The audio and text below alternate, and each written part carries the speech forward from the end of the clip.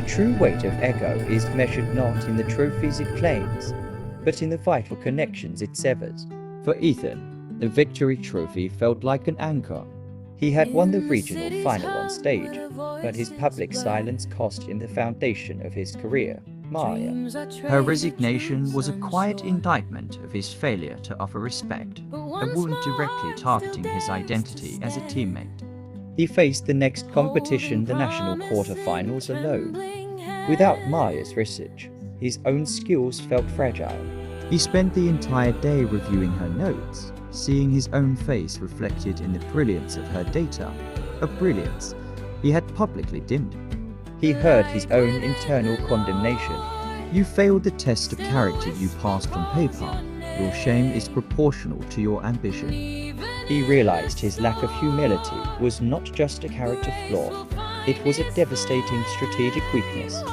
Ethan knew that if he failed this major debate, the world would see him not as a brilliant solo star, but as a half-formed talent, reliant on the unseen labor of others.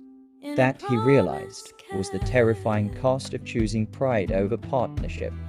Redemption for the young adult required a public sacrifice of his hard-won identity.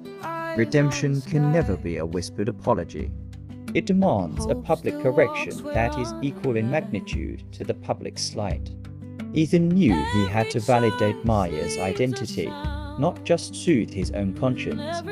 He needed to prove that respect was a chosen action, not a convenient emotion. His plan was risky, potentially career-ending. He decided he would not simply mention Maya.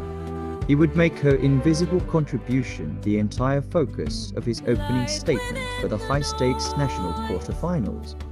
He planned to sacrifice his prized solo moment the moment he was expected to shine, to publicly validate the effort of the person he had wronged.